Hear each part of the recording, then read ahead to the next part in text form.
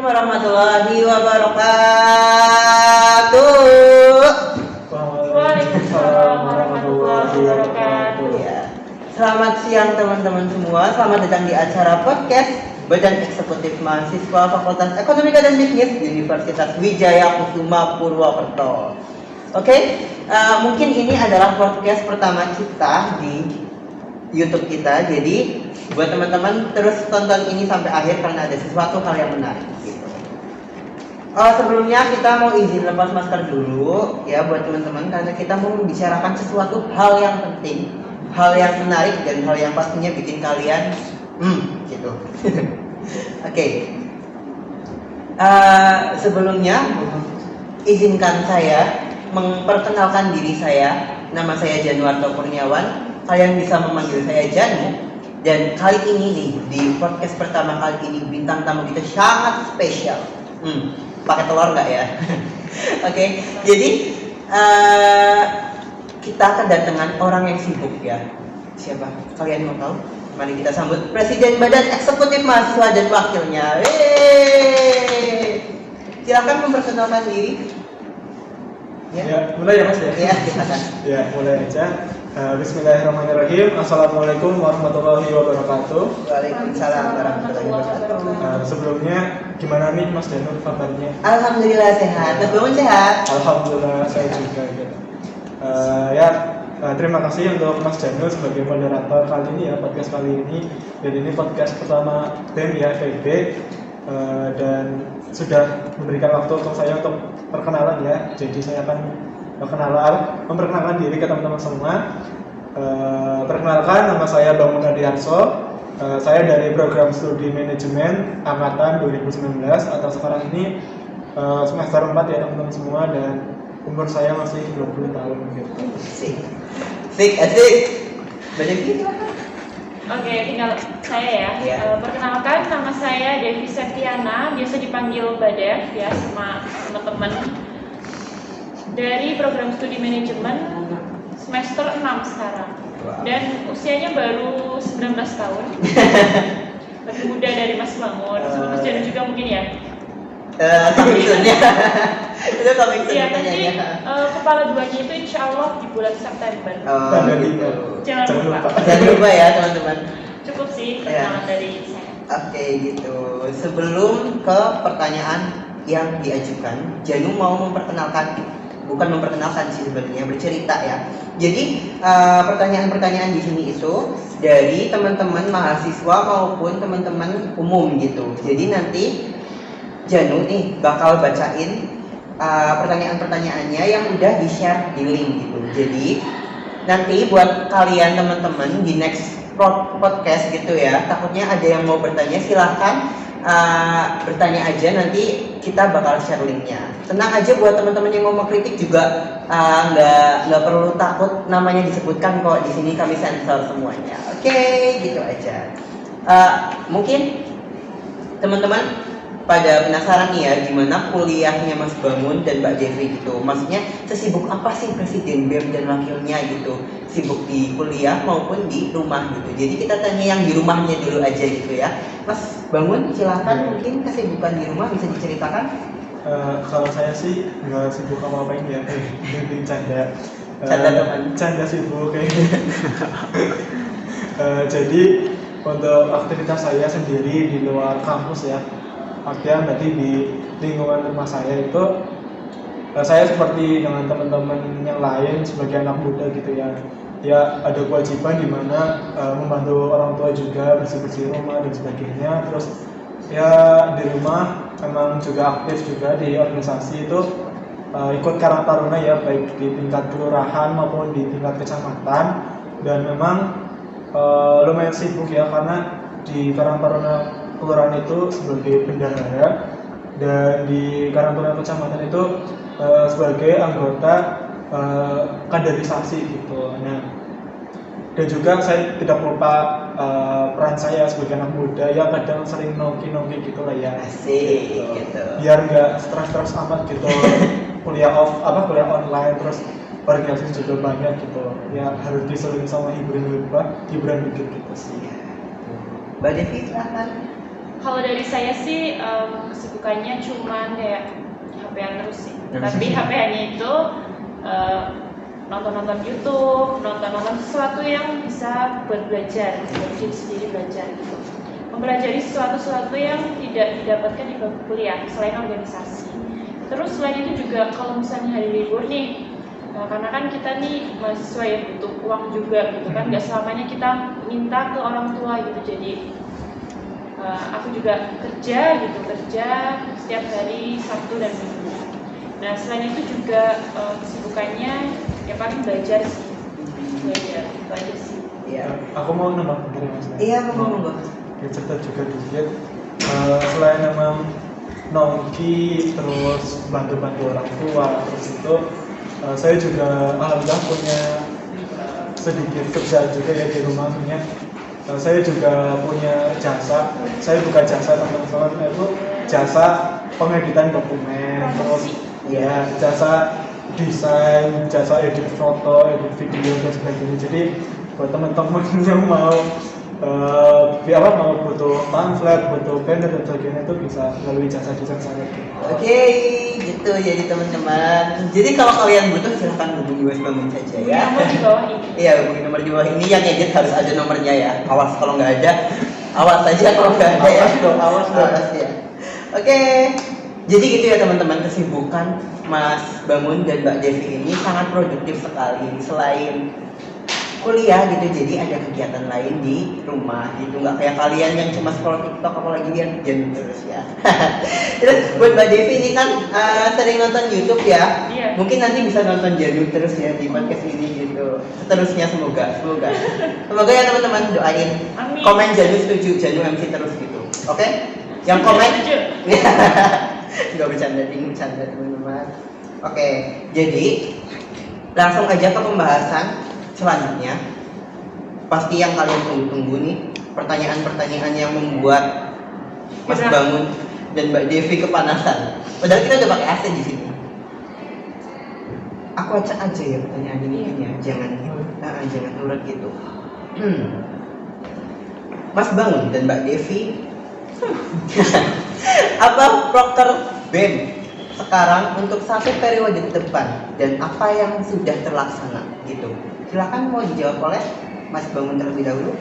Ya, izin menjawab teman semua karena ini berkaitan sama proker ini mungkin agak lebih serius ya bahasannya. Jadi untuk BEM periode saat ini itu memiliki banyak proker di mana itu sudah ditangani sama tiap-tiap kementerian gitu. Dan untuk program kerjanya itu mungkin kasarannya aja dulu ya Mas ya. Karena memang untuk secara detail itu banyak banget ya, dan itu juga tidak bisa memprediksi ke depannya seperti apa gitu. Namun ada proker di mana benar-benar yang ditunggu-tunggu oleh mahasiswa semua itu Disnatalis FEB Murigo gitu. Ini mungkin teman-teman sangat kangen ya, kayak kegiatan yang baik offline maupun online sebagainya yang meriah gitu. Nah dari kami sendiri itu insya Allah akan mengadakan Disnatalis. Namun untuk konsep dan pelaksanaan itu bagaimanakah, apakah online maupun offline itu akan kita diskusikan lebih dalam lagi dengan pihak sekuritas, karena bagaimanapun setiap kita mengadakan itu butuh yang namanya izin gitu dari pihak sekuritas gitu. Dan program kerja apa sih yang udah kita laksanain. Jadi meskipun kita ini baru berusia ya 3 bulan itu, kalau bayi itu masih imut-imut gitu ya Mas. Sekarang amit-amit ya. Gitu. Jadi selama 3 bulan ini program kerja itu udah lumayan banyak yang dilaksanain. Seperti contoh kita pernah ngadain LDK untuk anggota BEM sendiri. Terus kita juga ada kegiatan kolaborasi dengan lembaga mahasiswa, itu ada bersatu dengan ekonomi gitu. Jadi kegiatan itu adalah galang donasi untuk membantu ibu kantin dan bapak kantin gitu. Karena kan pandemi ini kan memang benar-benar berpengaruh di ekonomi gitu. Nah, sebagai bentuk kepedulian kita terhadap mereka, kita mengadakan hal tersebut, dan alhamdulillah sudah terkumpul donasi yang lumayan dan sudah kami salurkan, dan teman-teman juga bisa melihat di Instagram BEM, dan itu transparan ya teman-teman semua. Jadi mana sih kegiatan yang kemarin katanya donasi dan sebagainya sudah kami upload di Instagram gitu. Dan kita juga saat ini lebih sering kegiatan offline ya Mas Janu, namun bukan di kampus, seperti di luar kita juga aktif sebagai relawan di kegiatan seperti Banyumas Peduli Indonesia untuk membantu saudara kita yang terkena musibah yang ada di Kalimantan Selatan kemarin, terus di Sulawesi dan sebagainya. Terus sekarang ini juga kita ikut sebagai relawan di dalam Banyumas Peduli Palestina untuk membantu saudara-saudara kita yang ada di Palestina. Dan teman-teman juga pasti tahu lah ya gimana beritanya, bagaimana kondisi teman-teman kita, saudara-saudara kita yang di sana gitu. Dan kita juga ada program rutinan seperti kajian yang diadakan oleh Kementerian Keagamaan, dan untuk pelaksanaan itu secara offline gitu, kita tuh datang ke masjid-masjid atau tempat ibadah yang masjid gitu ya, baik di Purwokerto maupun di mana yang dekat Purwokerto gitu, kita datang ke situ, kita ikut kajian dan sebagainya. Jadi mungkin buat teman-teman yang mau ikut nih kajian bareng kami, bareng BEM, akan kita share info lagi mengenai waktu dan sebagainya gitu. Terus kita juga untuk kegiatan kemarin ada kegiatan berbagi takjil ya teman-teman semua, dan itu dananya dari mana sih? Dari dana sendiri itu berasal dari uang BEM sendiri ya Mbak, gitu. Uang iuran juga dari teman-teman pengurus BEM FEB gitu. Mungkin seperti itu Mbak Devi ada yang ingin tambahkan? Iya, ada tambahan lagi ya. Jadi di bulan Ramadan kemarin juga kita mengadakan kegiatan khataman gitu. Jadi selama 1 bulan secara online ya teman-teman, itu ada program kerja dari Kementerian Keagamaan mengadakan kegiatan khataman. Terus apa lagi ya? Untuk kewirausahaan juga sudah mulai berjualan ya teman-teman, bisa dicek di Sekre BEM, siapa tahu butuh kertas binder, kertas folio, hand sanitizer, tisu gitu ya, teman-teman bisa beli aja, turun aja ke bawah nggak apa-apa, nanti di sana ada kok anak-anak BEM yang jaga gitu. Terus juga dari Kementerian Kewirausahaan itu ada jualan kayak pulsa gitu ya, pulsa listrik, pembayaran BPJS, kuota dan lain-lain. Jual masker juga kan ya Mbak ya, kalau nggak salah. Nah, jadi buat teman-teman mahasiswa yang lupa nih bawa masker, kadang kan ada yang kelupaan gitu, silakan keluar BEM aja, tapi beli ya, jangan minta. Terus itu juga ya, dari kementerian yang lain juga sudah mulai berjalan programnya, kayak contoh advokasi ini. Jadi podcast ini itu merupakan program kerja dari advokasi, di mana tujuannya mengadakan podcast adalah untuk menjawab pertanyaan atau aspirasi dari teman-teman mahasiswa gitu. Dan advokasi juga udah adain link advokasi di mana teman-teman sekiranya ada masukan, kritikan baik untuk BEM sendiri maupun untuk aktivitas, nanti bisa teman-teman sampaikan di situ. Dan insya Allah ini waktunya belum ditentukan, namun kami akan mengadakan namanya DCA atau dialog sivitas akademik gitu, dan di situ akan mengundang dari sivitas untuk menjawab pertanyaan dari teman-teman mahasiswa yang memang itu adalah hak mereka dan kewajiban mereka untuk menjawab pertanyaan tersebut gitu. Satu lagi dong. Ya.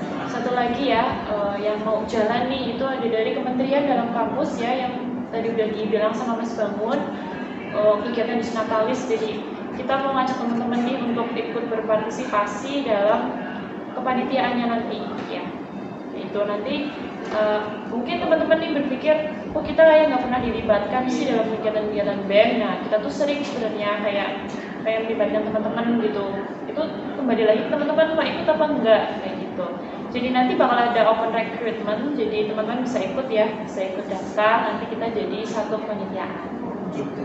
Itu coming soon ya teman-teman, jadi tunggu aja. Oke, pertanyaan pertama tadi udah, jadi kita lanjut ke pertanyaan kedua. Bagaimana sih, oh iya, ini harusnya tadi jadi pertanyaan pertama sih. Bagaimana perasaan Mas Bangun dan Mbak Devi ini diamanahi sebagai Presiden Badan Eksekutif Mahasiswa dan Wakil Presiden? Silakan Mas Bangun dulu mungkin. Ini kayak jadi sesi curhat gitu ya Mas ya. Iya. Jadi sebelumnya tuh dari saya pribadi itu nggak ada terlintas di pikiran aku tuh kayak aku mau nyalon jadi presiden dan sebagainya, itu nggak ada pikiran sama sekali gitu. Karena memang karena memang saya merasa diri saya itu masih butuh bimbingan, butuh pengalaman, butuh ilmu dan sebagainya untuk menjadi seorang pemimpin gitu. Dan kalau orang ditanyain siap nggak sih jadi seorang pemimpin, itu pasti jawabnya nggak siap gitu. Ya karena memang jadi pemimpin itu enggak ringan ya, enggak mudah dan sebagainya, karena kita harus memikirkan banyak hal dan kita di situ juga memimpin berbagai macam orang dengan berbagai macam pikiran, pola pikir dan sebagainya. Itu yang susah gitu menjadi seorang pemimpin. Namun setelah saya melihat juga kan, karena juga tahun kemarin ikut BEM juga, dan di situ BEM kemarin itu sudah berjalan dengan baik sebagaimana mestinya.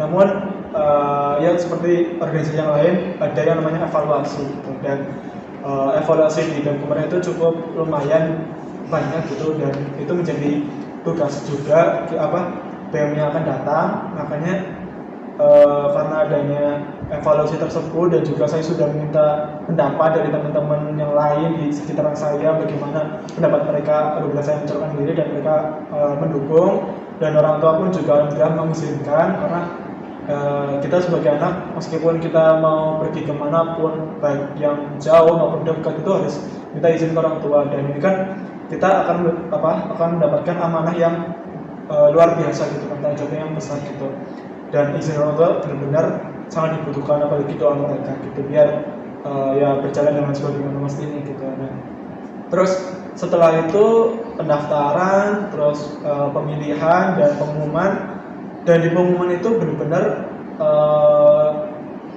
masih nggak nyangka gitu loh, ini apa benar aku yang menang di pemilihan atau gimana sih, apa aku mimpi atau sebagainya. Bahkan aku tuh di rumah ya, waktu aku tahu ada pengumuman itu bahwa aku pollingnya tuh menang gitu, itu kayak diam dulu ya, baru bangun tidur loh mas, diam dulu, terus ini bener nggak sih, terus akhirnya aku minta orang tua aku tuh, kan kebetulan di rumah tuh kan, minta dong dicubitin ini badanku tuh, ternyata sakit gitu loh, terus ini beneran gitu loh, terus beneran gitu, terus ya akhirnya kasih tahu orang tua bahwa alhamdulillah terpilih menjadi presbem, dan mereka pun senang juga dan support juga, dan ya itu sih. Dan bagaimana sih perasaannya diamanai sebagai presbem, ya untuk saat ini sih emang di awal-awal tuh berat karena memang itu saya rasa saya belum punya pengalaman, belum punya ilmu dan pemahaman yang lebih dalam tentang sebagai seorang pemimpin. Saya juga masih merasa ada orang yang lebih berhak dan lebih baik untuk menjadi seorang pemimpin daripada saya. Itu sih kayak rasa saya berat gitu. Cuma setelah berjalan selama 1 bulan, 2 bulan, 3 bulan, dan saya juga akhirnya di situ berproses belajar juga bagaimana cara menjadi pemimpin yang baik, dan sekarang ini ya alhamdulillah sudah mulai enjoy lah, sudah tahu bagaimana sih cara menjadi pemimpin gitu. Mungkin Mbak Devi. Iya, keren ya ceritanya ya mas. Oh ternyata seperti itu gitu. Dan kalau cerita dari saya sih simpel aja ya, maksudnya kayak gini. Hari itu kalau nggak salah sore hari tiba-tiba ada temen yang ngabarin kalau selamat pollingnya lebih tinggi gitu ya, maksudnya menang gitu. Terus si perasaannya masih biasa aja gitu, benar-benar masih ya menang cuma kayak gitu. Terus lama-lama karena awalnya itu belum percaya gitu, karena kan dari KPU sendiri itu belum mengeluarkan pengumuman resmi, jadi siapa tahu ini dia tuh cuma ngeprank gitu kan. Ternyata benar, dan di situ kayak muncul perasaan excited, semangat gitu ya buat menyukseskan BMFEB gitu. Jadi karena berpikirnya itu seperti ini, karena dari teman-teman mahasiswa FEB ini memilih kita, mengamanahi kita menjadi presbem dan wapres itu. Jadi kayak kita tuh pengen buat feedback ke mereka gitu, gimana caranya supaya mereka itu mendapatkan yang mereka harapkan. Kayak misal kita nih berteman, dan teman kita itu baik banget kita gitu, kita kan jadinya tuh kayak pengen membahagiain dia juga gitu. Ibaratnya tuh kayak gitu ya Mbak. Iya benar. Ya intinya pertama emang biasa aja, terus jadi excited, semangat buat mengembangkan BEM jadi lebih baik lagi. Terus sekarang rasanya juga seneng ya, karena teman-teman BEM ini ternyata anaknya asik. Di awal kan pada diem-diem, nggak tahu diem-diem menghanyutkan, diem ada apa kayak gitu ya. Tapi sekarang mereka ini asik banget, kayak kekeluargaannya itu sangat berasa gitu. Jadi ngena banget di hati aku. Jangan-jangan diam-diam nanti kebelet. Gitu. Oke, langsung ke pertanyaan ke berikutnya aja ya. Bagaimana sih anak-anak BEM dalam membagi waktu antara kuliah dan melaksanakan tanggung jawab?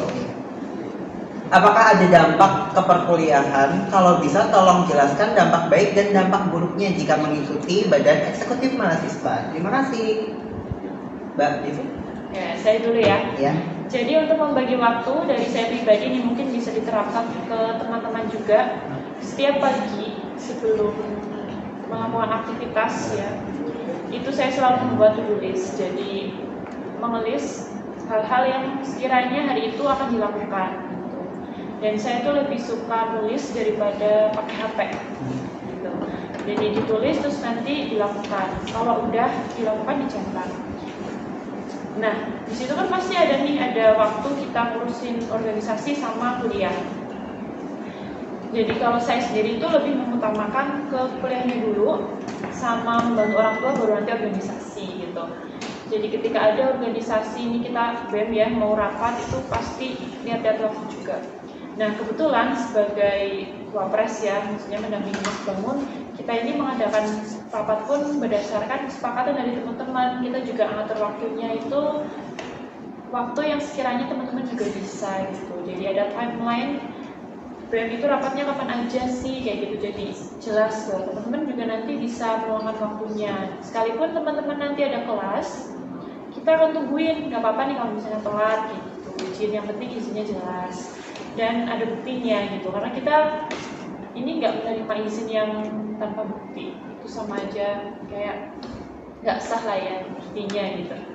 Nah terus ada dampaknya ya, dampak dari ikut organisasi ke kuliahan gitu ya, itu nggak lebih banyak dampak negatifnya sih.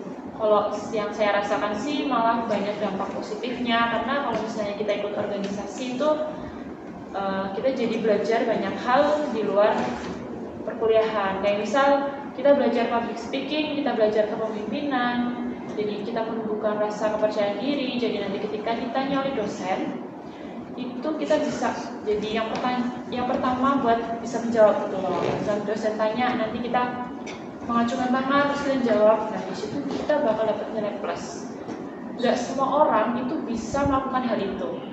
Hanya mereka yang memiliki keberanian yang lebih dari teman-teman gitu. Nah di situ nanti kita jadi lebih dikenal oleh dosen, dipercaya dan harus menjaga kepercayaan itu. Gitu.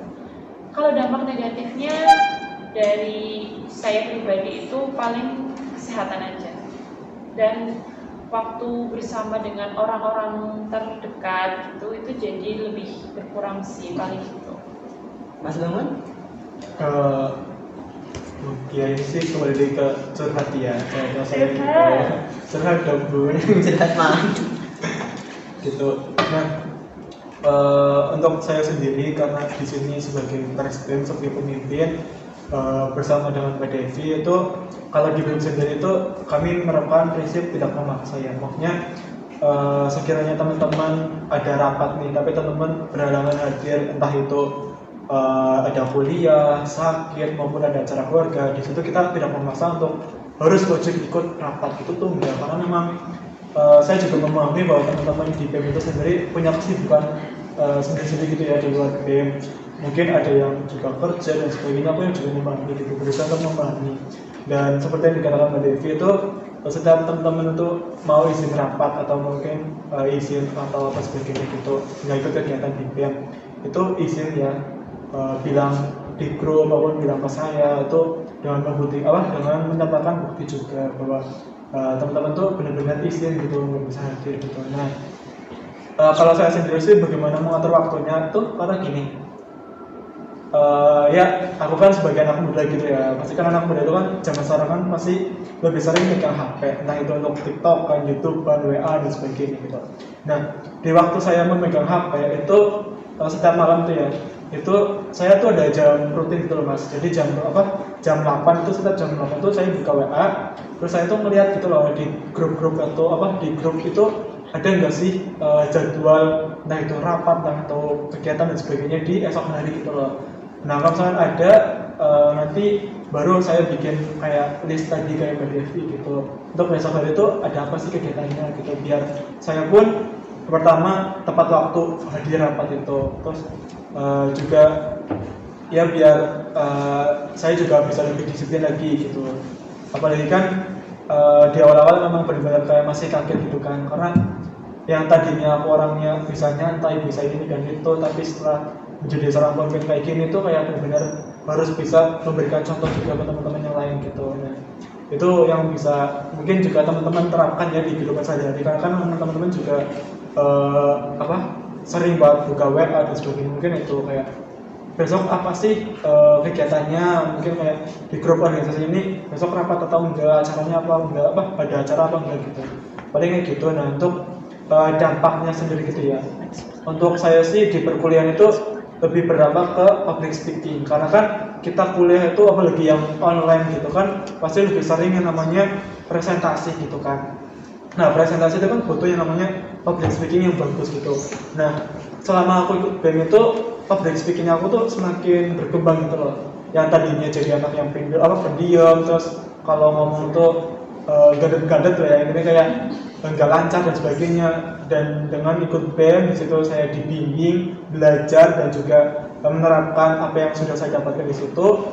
Dan alhamdulillah public speaking saya itu kayak lebih diasah gitu, lebih terasa, lebih lancar juga dalam hal itu. Jadi kayak semakin beda juga loh kalau ngomong di depan orang gitu. Itu yang membuat saya tuh bisa dikatakan berubah gitu ya dari diri saya sendiri, baik yang sekarang maupun yang dulu. Terus dampak negatifnya, bukan dampak negatif sih ya, mungkin dampak yang kurang positif atau gimana sih Mbak?